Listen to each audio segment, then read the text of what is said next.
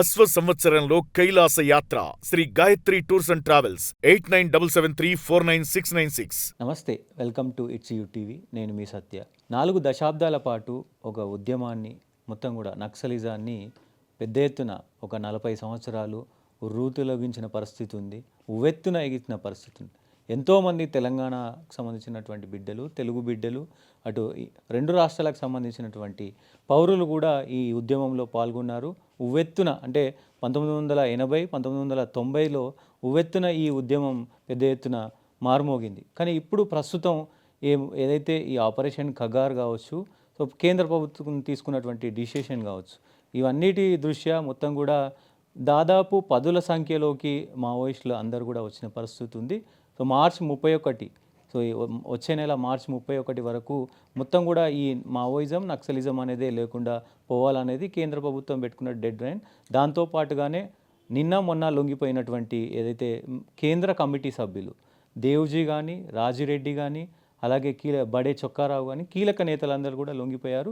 జాతీయ స్థాయిలో ఒక గణపతి తప్ప ఇంకా ఎవరూ లేని పరిస్థితి అయితే ఉంది. సో దీనిపైన మాట్లాడదాం. నాతో పాటు మాజీ డీసీపీ రెడ్డన్న గారు ఉన్నారు. సార్, ఏం చెప్తారు? ఒక 40 సంవత్సరాలు పెద్ద ఎత్తున ఒక ఉద్యమంలాగా వెళ్ళినటువంటి పరిస్థితి ఉంది, మహాప్రస్థానం నక్సలిజంలో. మీరు అప్పుడు ఉన్నారు ఫీల్డ్లో, మీకు ఇలా ఎలాంటి సంఘటనలు జరిగినాయి మీకు సంబంధించి? అసలు ఏం చెప్తారు? ఈ మొత్తం కూడా అంతిమం అయిపోతున్నది, ఇంకొక నెల రోజుల్లో మొత్తం కూడా ఎండ్ అయ్యే అవకాశం కనబడుతుంది. ఏం చెప్తారు సార్? ఇది 1967లో నక్సల్బరీ అనేటువంటి విలేజ్లో, డార్జిలింగ్ డిస్ట్రిక్ట్, వెస్ట్ బెంగాల్లో ఆ రోజు పోలీసుల ఫైరింగ్లో అన్యాయంగా పోలీసులు ఫైర్ చేస్తే 11 మంది సామాన్య జనం, ఈ భూ పోరాటంలో ఆడపిల్లలు, తర్వాత పెద్దలు 11 మంది చనిపోతారు. సో ఆ విధంగా ఈ నక్సల్బరీ మూమెంట్ అక్కడ నక్సల్బరీ నుంచి స్టార్ట్ అయింది.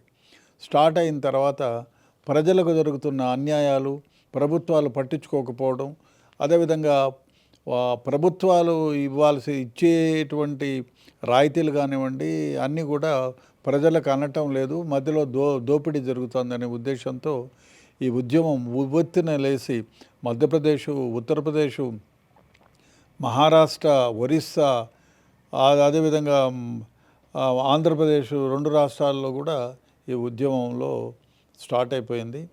స్టార్ట్ అయిపోయి ఇది ఆ ఉద్యమంలో అప్పుడు ఉద్యమం యొక్క ప్రధాన ధ్యేయం ఏమంటే తుపాకీ గొట్టం ద్వారా రాజ్యాధికారాన్ని ఛేదించి ఆ రాజ్యాధికారం ద్వారా ప్రజలకు సేవ చేయాలా, మేలు చేయాలా, సమానత్వాన్ని తీసుకురావాలా అని వాళ్ళ కోరిక. ఆ విధంగా ఈ నక్సలైట్ మూమెంట్ స్టార్ట్ చేశారు. ఈ నక్సలైట్ మూమెంట్లో అనేక రకాలైనటువంటి లాయర్లు, అడ్వకేట్లు, డాక్టర్లు, ఆ విధంగా అనేక రకాలైనటువంటి వాళ్ళు ఇందులో జాయిన్ అయినారు. మూమెంట్ చాలా ఉధృతంగా జరిగింది.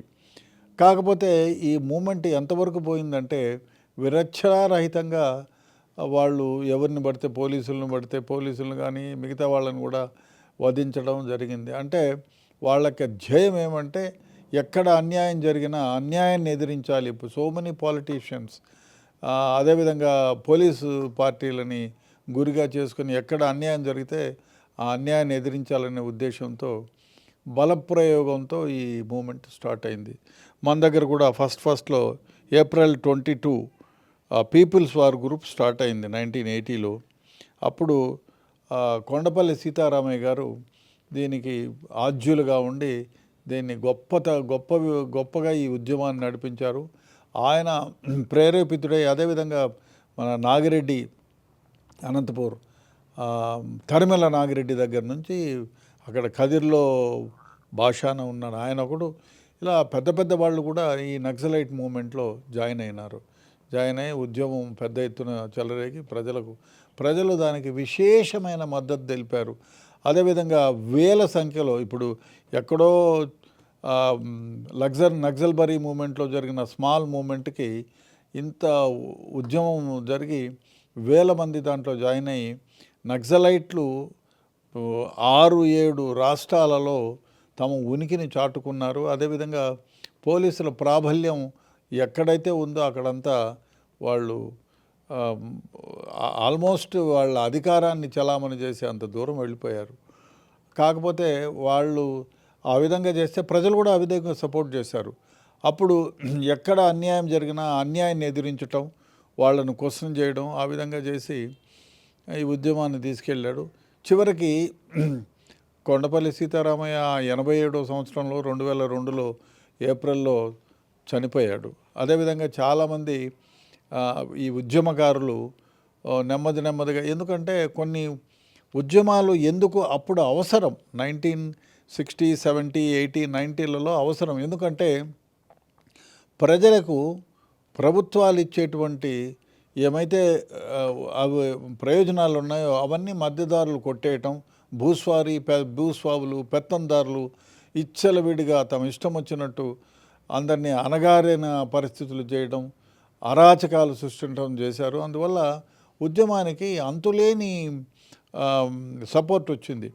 ఒకరని కాదు, చాలామంది ఉద్యోగస్తులు ఉద్యోగాన్ని వదిలేసి అడ్వకేట్లు, డాక్టర్లు, చాలామంది ఉన్నత చదువులు చదువుకున్న వాళ్ళు అందులో జాయిన్ అయినారు, ఉద్యమానికి చేయూతనిచ్చారు. అదేవిధంగా ఫండ్స్ కూడా ఇష్టం వచ్చినట్టు ఇచ్చారు.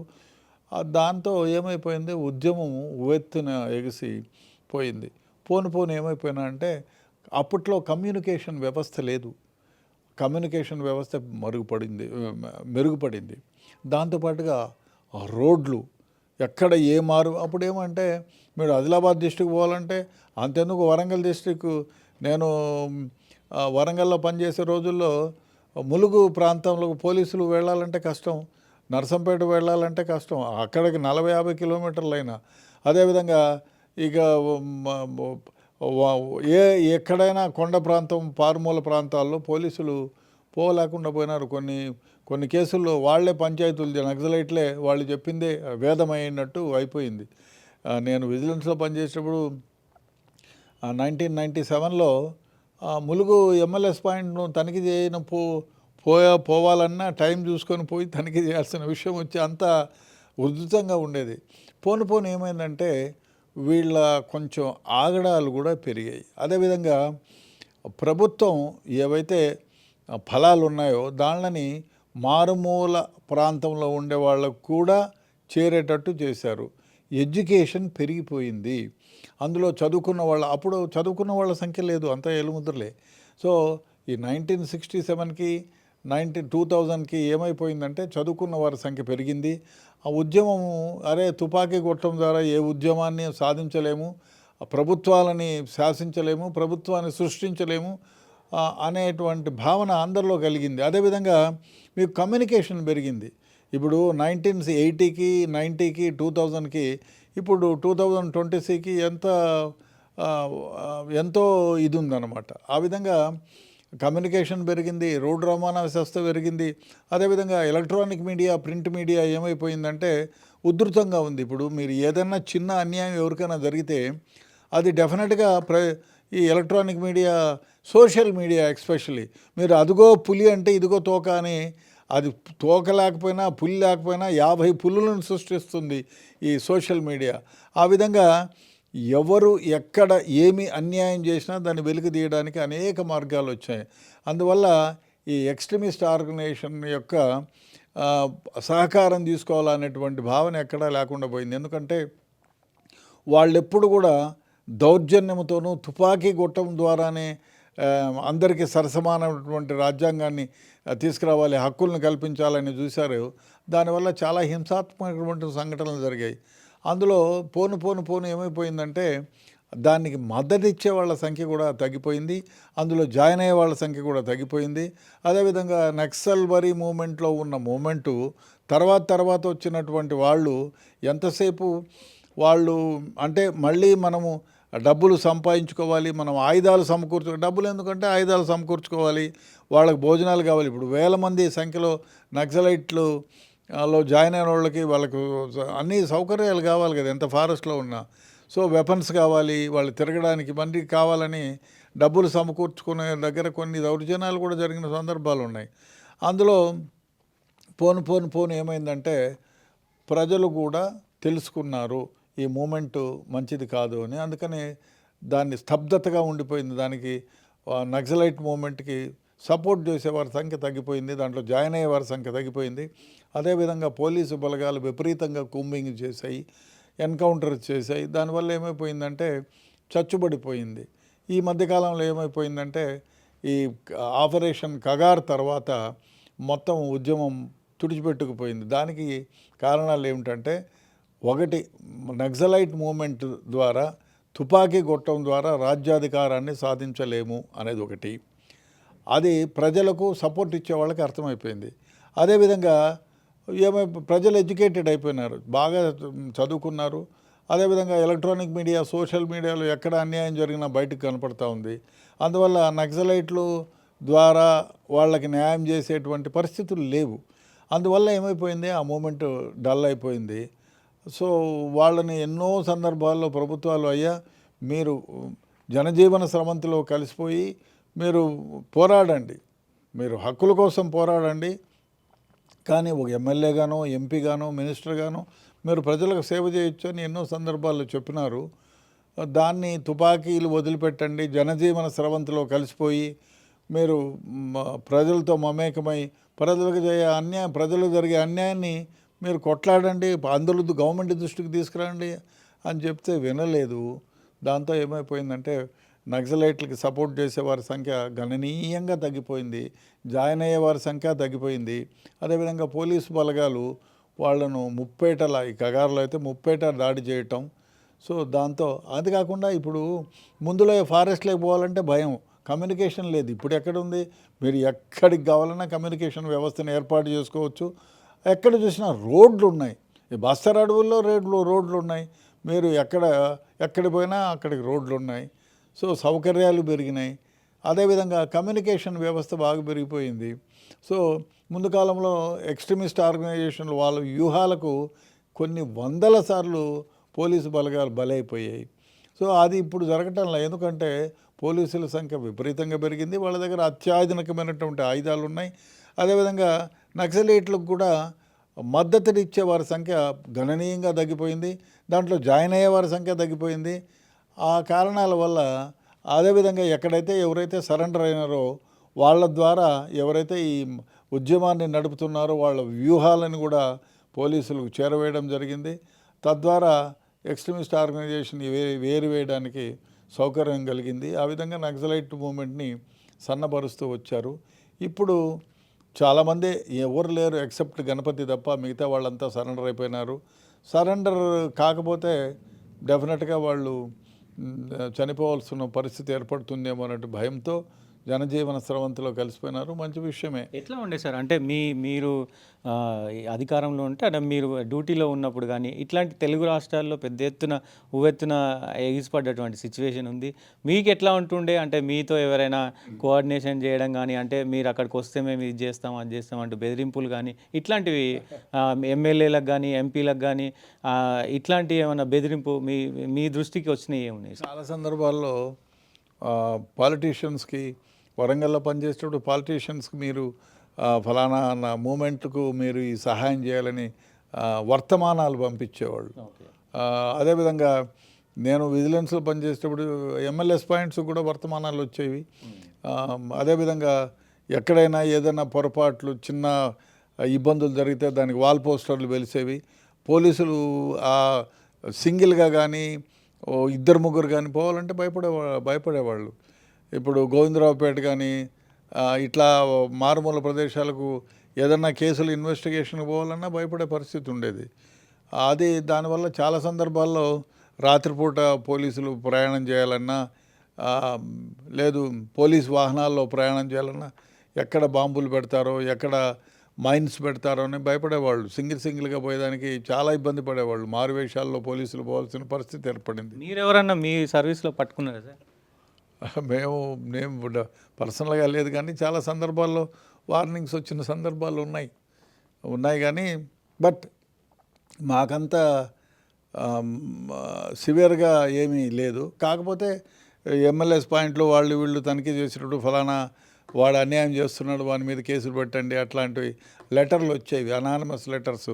మరి నక్సలైట్లు రాసినవో తెలీదు, మామూలు వాళ్ళు రాసినవో తెలీదు, ఏదో ఒక వర్తమానం వచ్చేది. మనమైతే ఎమ్మెల్యేస్ పాయింట్లో కానీ మిగతా పాయింట్లలో కానీ ఎక్కడ చెక్ చేయడం, నిజంగా అన్యాయం జరిగిందంటే చెక్ చేసి వాళ్ళను మనం చేసేవాళ్ళం.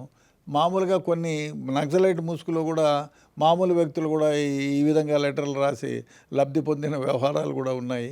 మేము పర్సనల్గా లేదు. అంటే ముఖ్యంగా సార్ ఇప్పుడు మన తెలంగాణ రాష్ట్రానికి కావచ్చు, ఇటు ఆంధ్రప్రదేశ్కి కానీ బడే చొక్కారావు అంటే పెద్ద మోస్ట్ వాంటెడ్ మీ లీస్ట్లో ఉంటారు. అలాగే రాజిరెడ్డి కావచ్చు, మల్లోజుల కావచ్చు, అలాగే ఆషన్న కావచ్చు, వీళ్ళందరూ కూడా ఉన్నారు. సో మీ సమయంలో వాళ్ళకు ఎట్లా ఉండేది, ఏంటి అసలు పరిస్థితి? వాళ్ళను పర్సనల్గా కనపడింది లేదు కానీ రాజయ్య ఫలాన్ దగ్గర ఉన్నాం. కొండపల్లి సీతారామయ్య డిటి నాయక్ గారు పోయి అరెస్ట్ చేసుకొచ్చారు కొండపల్లి సీతారామయ్యని. ఆయన ఫస్టు ఆయన అరెస్ట్ చేసి జైల్లో పెడితే ఫస్ట్ టైం ఆయన కానిస్టేబుల్ని చంపి జైలు నుంచి పారిపోయాడు. ఆ తర్వాత మళ్ళీ సరెండర్ అయ్యాడు. డిటి నాయక్ గారే పోయి తీసుకొచ్చారు. ఆ తర్వాత కొన్ని సందర్భాల్లో పోలీసులకి మాత్రం వార్నింగ్స్ వచ్చేవి, మీరు ఆ విలేజ్కి పోకండి, అక్కడ పోతే మేము చంపేస్తాము అని చెప్పి చాలా సందర్భాల్లో వచ్చినాయి. చాలామంది కూడా ఇప్పుడు వరంగల్లో పనిచేసేటప్పుడు మా జీపు ఆ కట్ట దాటంగానే బ్లాస్ట్ అయిపోయింది. ఇంకొక గంట క్రితమో అర్ధగంట క్రితమో పేలిపోయి ఉంటే మా జీపు కూడా పేలిపోయేది. ఆ విధంగా 1-2 సందర్భాలు జరిగాయి. కానీ ఏది ఏమైనా ఎక్స్ట్రీమిస్ట్ ఆర్గనైజేషన్ ఇప్పుడు అంటే 1960s, 70s ప్రజలకి ఏమంటే అణగారిన వర్గాలకి అన్యాయం జరుగుతుందనే ఉద్దేశంతో ఈ మూమెంట్ ఉవ్వెత్తున లేచింది. అది అప్పటికి ప్రజలు సహకరించారు. అప్పుడు అవసరం కూడా ఒక రకంగా, ఎందుకంటే ప్రజలకు చాలామంది చాలా విధాలుగా ద్రోహం అన్యాయం చేసేవారు. సో అది లేకుండా పోయింది. కానీ ఒక్క చిన్న పాయింట్ సార్, అంటే నేనేమంటా అంటే ముఖ్యంగా అటు నక్సలిస్టులైనా, అటు మావోయిస్టులైనా, ఇటు ఉన్నతాధికారులైనా అందరూ కూడా చదువుకొని వచ్చిన వాళ్ళు. పోలీస్కి సంబంధించినటువంటి వ్యవస్థ కావచ్చు, ఐఏఎస్ వ్యవస్థ కావచ్చు, అటు నక్సలిజం వైపు అంటే కొంత ఆ ఉక్రోషంతో అటువైపు వెళ్ళినారు. లేదు మనం కొంత న్యాయబద్ధంగా చట్టబద్ధంగా అనుకునే వాళ్ళు ఇటువైపు వచ్చినారు. కానీ ఎండ్ ఆఫ్ ద డే ఇద్దరికి ఇదైనప్పుడు చనిపోయేది ఒక నార్మల్ వ్యక్తులే కదా. సో దీన్ని మీరు ఎట్లా క్యాలిక్యులేట్ చేస్తారు? చాలా సందర్భాల్లో పోలీసులు చనిపోయినారు, వందల సంఖ్యలో పోలీసులు చనిపోయినారు. అదేవిధంగా ఇప్పుడు ఏమంటే ఎవరిది పై చెయ్యి అనే విధంగా అయిపోయింది. ఇది 2010 నుంచి ఏమైపోయిందంటే అది రివర్స్ అయింది. ఎప్పుడు చాలా సందర్భాల్లో మన స్పీకర్ని శ్రీపాదరావుని చంపినప్పుడు కానీ ఇట్లా చాలామంది పాలిటీషియన్స్ని పేరు పెట్టి మరీ పోయి చంపేస్తామని చంపిన సందర్భాలు ఉన్నాయి. మనకి ధర్మవరం ఎమ్మెల్యే ఆయన ఎవరు, ఆయన ఇంటి ముందరనే అర్లీ మార్నింగే ఇంటి ముందుకు పోయి పోలీసు వేషాల్లో చంపారు. మన ధర్మవరం ఎమ్మెల్యే ఆయన సానే చెన్నారెడ్డి. ఇట్లా చాలామందిని, ఎమ్మెల్యేగా ఉన్నాడు ఆయన, పోయి గన్మెన్లు ఉన్నారు పక్కనే. ఈ విధంగా చాలా సందర్భాల్లో చంపిన సందర్భాలు ఉన్నాయి. అదేవిధంగా అక్కడ అన్యాయాన్ని ఎదిరించడానికే ఇటువంటి ధోరణి కనపడింది. అది పోను ప్రజలు బాగా, అప్పుడు ఎడ్యుకేషన్ లేదు, ప్రజలు బాగా ఎడ్యుకేట్ అయినారు. ప్రశ్నించడం, తిరుగుబాటుతనం కూడా అయిపోయింది. రే మాకు అన్యాయం జరిగింది, మేము వదిలిపెడతామా అని. అదేవిధంగా వ్యవస్థలో కూడా చాలా మార్పు వచ్చింది. ఆ సమయంలో నక్సలైట్ వ్యవస్థ పైన ఆ విధంగా సపోర్ట్ రావడానికి కారణం ఏమంటే ప్రజలకు జరిగిన అన్యాయాన్ని తిరిగి ప్రశ్నించడానికి బలం ఉండేది కాదు, ఎడ్యుకేషన్ ఉండేది కాదు. ఇప్పుడు ఏమైపోయిందంటే electronic media, print media, social media very active అయిపోయింది. అదేవిధంగా చదువుకున్న వారి సంఖ్య కూడా విపరీతంగా పెరిగింది. అందులో ఎవరికైనా అన్యాయం జరిగితే క్వశ్చన్ చేస్తున్నారు. కాబట్టి అప్పుడు నక్సలైట్ వ్యవస్థని సపోర్ట్ చేసిన వారు ఇప్పుడు చేయటం లేదు, దాంట్లో జాయిన్ అవ్వటం లేదు. అందువల్ల ఉద్యమం సన్నగారిపోయింది, సన్నగిల్లిపోయింది. దాంతోపాటు కూడా తుపాకీ గొట్టం ద్వారా రాజ్యాధికారాన్ని సాధించడం వీలు కాదు అనేది ఎవ్రీబడి నోస్, మొదటి నుంచి తెలుసు. ఆయన అదే సిద్ధాంతాన్ని ఇప్పుడు వాళ్ళే జనజీవన సవంతిలో కలిసిపోయి ప్రజలతో మమేకమై ప్రజలకు జరిగే అన్యాయాన్ని బయటికి తీసుకొచ్చి వెలివేసి పోరాటం చేస్తే ఎవరు కాదండి. ఇప్పుడు కూడా ఇతర దేశాల్లో ఉద్యమాల ద్వారా రాజ్యాధికారాన్ని సాధించింది ఉన్నాయి, కానీ తుపాకీ గొట్టం ద్వారా రాజ్యాధికారాన్ని సాధించింది ఎక్కడా లేదు. ఇప్పుడు మన గాంధీ గారు కూడా మనకు రాజ్యాధికారాన్ని, స్వాతంత్రాన్ని కట్టిపెట్టాడు. తుపాకీ గొట్టంతో కాదు కదా, అది విస్మరించారు వాళ్ళు. కానీ రాజిరెడ్డి మొన్న లొంగిపోతూ ఒక మాట అన్నాడు సార్, నక్సలిజం అనేది చావదు, కానీ ప్రస్తుతానికి మేము లొంగిపోతున్నాం. నక్సలిజం అనేది ప్రపంచవ్యాప్తంగా ఉంది, ప్రపంచంలో ఎక్కడైనా వివిధ రూపాలు చెందింది తప్ప దానికి ఆ భావం, నక్సలిజం భావం అనేది చావదు అనే ఒక కామెంట్ చేసింది. ఏం చెప్తారు సార్? ఇప్పుడు నక్సలిజం మూమెంట్ ఏమిటి? అన్యాయాన్ని ఎదిరించటం. అది చావదు, ఎప్పుడు చావదు. ఒక ఒక ఒక సమయంలో నిద్రావస్థలో ఉన్నట్టు ఉన్నా కూడా ఎప్పుడు కూడా అన్యాయాన్ని క్వశ్చన్ చేస్తారు, ఎవరైనా క్వశ్చన్ చేస్తారు. ఇప్పుడు ఈ మధ్య కాలంలో మీకు electronic media, print media, social media, ఇప్పుడు మీరు చూడండి, ఎక్కడో జరిగింది కొన్ని నిమిషాల్లో మనకు తెలిసిపోతుంది. అప్పుడు 30 ఏళ్ల క్రితం ఆ వ్యవస్థే లేదు, టీవీ వ్యవస్థ లేదు, టెలిఫోన్ లేదు. ఇప్పుడు ప్రతి ఒక్కడి చేతిలో సెల్ ఫోన్ బాంబు ఉంది. ప్రతి ఒక్కడూ ఒక ఇంటర్వ్యూ చేయొచ్చు. మీరు ఈ పబ్లిక్లో ఎవరైనా ఒక పబ్లిక్కి సంబంధించినట్టు ఆఫీసరో లేకపోతే వేరే వ్యక్తో ఏదన్నా జరిగితే దాన్ని ఇమీడియట్గా సోషల్ మీడియాలో, అంటే ఎవ్వరూ చూడనిది కూడా వాళ్ళు రికార్డ్ చేసి పంపిస్తున్నారు. సెల్ ఫోనే బాంబ్ అయిపోయింది. సో పబ్లిక్లో ఎవరు ఎటువంటి తప్పు చేసినా రికార్డింగ్ చేస్తారు, ఎక్కడి నుంచైనా రికార్డ్ చేస్తాడు. సెల్ ఫోన్ లేని చెయ్యలేదు. అదేవిధంగా భారతదేశం మొత్తం పైన సెల్ ఫోను ప్రతి ఒక్కళ్ళు ప్రతిరోజు 3 నుంచి 4.5 గంటలు మంచి ప్రొడక్టివ్ సమయాన్ని వేస్ట్ చేస్తున్నారు. అంటే సోషల్ మీడియా అంత యాక్టివ్ ఉంది కాబట్టి డెఫినెట్గా క్వశ్చనింగ్ అథారిటీ అయిపోయింది. ఎక్కడ అన్యాయం జరిగినా మీరు అంతెందుకు, ఎక్కడో ఏదో అన్యాయం జరిగిందని చిన్న ఫోటో తీసి వేస్తే దానిపైన ఎంక్వైరీ స్టార్ట్ అవుతుంది. సో ముందు కాలంలో అట్లా లేదు. కాబట్టి ఇప్పుడు నక్సలైట్ మూమెంట్ మళ్ళీ తిరిగి వస్తుంది అనేది అది ఆశే. అది తుపాకీ కొట్టడం ద్వారా ఒకటి అన్యాయాన్ని క్వశ్చన్ చేసేదా మాత్రం పెరిగి తీరుతుంది. కానీ అధికారంతోనూ అదేవిధంగా దౌర్జన్యంతోనూ తుపాకీ కొట్టడం ద్వారానూ అంటే కాదు. ఇప్పుడు ఎవరినన్నా కొడతా ఉంటారు, పొడుస్తూ ఉంటారు, ఫోటోలు తీసి పెడతారు, అది గొప్ప ఎవిడెన్స్, వానికి జైలు శిక్ష పడుతుంది. ఆ విధంగా డెఫినెట్గా ఈ ఉద్యమం భావం మేల్కొనే ఉంటుంది. అది ప్రజల మధ్య ఉంటుంది, ప్రజలు బ్రతికిస్తారు దాన్ని. కానీ కొంత మేరకు అంటే ఒకవైపు అందరూ మేజర్గా లొంగిపోతూ ఉన్నారు.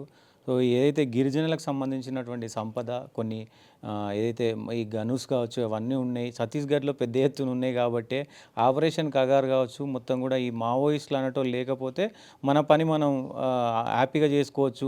ఒక రాజకీయ కుట్ర అనేది కూడా కొంతమంది ఈ మావోయిస్టు భావజాలకు సంబంధించినటువంటి కొంతమంది అంటున్నారు. ఏం చెప్తారు? మీరు క్వశ్చన్ చేయండి, వద్దనలేదు కదా.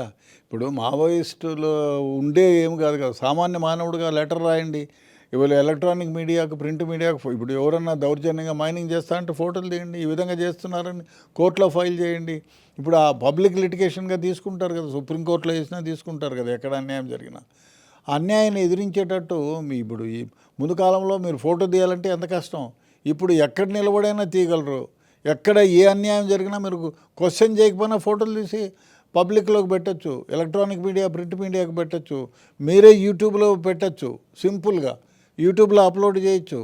సో కాబట్టి ముందులాగా అవసరం లేదు. డెఫినెట్గా ఎవరైనా ఇప్పుడు ప్రతి ఒక్కళ్ళు, అందుకే నేను చాలా సందర్భాల్లో చెప్పాను, అయ్యా పబ్లిక్లోకి ఒక ప్రైవేట్, ఇప్పుడు మన ఎందుకు ఒక సినిమా యాక్టరు ఏదో వద్దన్న పోలీసులు పోతే ఆయన మీద అగెనెస్ట్గా దాదాపు అందరూ వీడియోలు రికార్డింగ్ చేసి పంపించినారు. ఎవరిని అడిగినా వీడియో పంపిస్తారు. అంటే ప్రతి ఒక్క వ్యక్తి, కొంచెం పేరున్న వ్యక్తి పబ్లిక్లో పోయేటప్పుడు ఆయన నడిచే నడక కానీ చెప్పే మాట కానీ ఎక్కడ తోడలాడినా అది పబ్లిక్కి వచ్చేస్తూ ఉంది. అంటే మీరు అంత జాగ్రత్తగా ఉండాలా, మీరు తప్పు చేస్తే డెఫినెట్గా అది క్వశ్చన్ చేస్తారు. సో ఆ విధంగా తయారైంది కాబట్టి నక్సలిటము లేకపోతే ఇంకొక రకంగానో అవసరం లేదు. కాకపోతే మీరు కూడా ప్రజల్లోకి మమేకమై ఎక్కడైనా అన్యాయం జరిగితే దాన్ని ఎదిరించండి, దాన్ని క్వశ్చన్ చేయండి, దాని గురించి వ్యాసాలు రాయండి, దాని గురించి ఫోటోలు తీయండి, దాని గురించి కోట్లకు ఎక్కండి, వాళ్ళకి న్యాయం జరిగే వరకు పోరాటం చేయండి. ఎవరూ తప్పులేదు, దాన్ని ఎవరూ కాదనలేరు. చాలా సందర్భాల్లో ఆ విధంగా చేసి చాలా ప్రజలకు మేలు జరిగిన సందర్భాలు ఉన్నాయి, మేలు కూడా చేశారు. సో ఇది పరిస్థితి. ముఖ్యంగా అప్పుడున్న రోజుల్లో దాదాపు 1980 ఉన్న రోజుల్లో సో కమ్యూనికేషన్ గ్యాప్ ఉంది, కమ్యూనికేషన్ లేదు. ఒక పేపర్ తప్ప అప్పుడు లేదు కమ్యూనికేషన్, ప్రజలకి ఎడ్యుకేషన్ లేదు, కమ్యూనికేషన్ లేదు, ఈ వ్యవస్థ లేదు. సో ప్రస్తుతం 2025-26కు సంబంధించి టెక్నాలజీ పెద్ద ఎత్తున అభివృద్ధి చెందుతుంది కాబట్టి ఇప్పుడున్న టెక్నాలజీతో ప్రతి వ్యక్తికి కూడా న్యాయం అనేది జరుగుతుంది, వాళ్ళ హక్కులు ఏంటి అనేది వాళ్ళకి తెలుస్తుంది కాబట్టే సో ఈ నక్సలిజం అంతా కూడా అంతరించిపోతూ ఉంది. సో వాళ్ళు కూడా దాదాపు అందరూ కూడా లొంగిపోయిన పరిస్థితి కనబడతా ఉంది. సో ఏదేమైనప్పటికీ ఉవ్వెత్తున ఎగిసినటువంటి ఈ నక్సలిజం, మావోయిస్టిజం కూడా ప్రస్తుతానికి మరి కనుమరుగైపోయే అవకాశాలు అయితే కనబడతా ఉన్నాయి.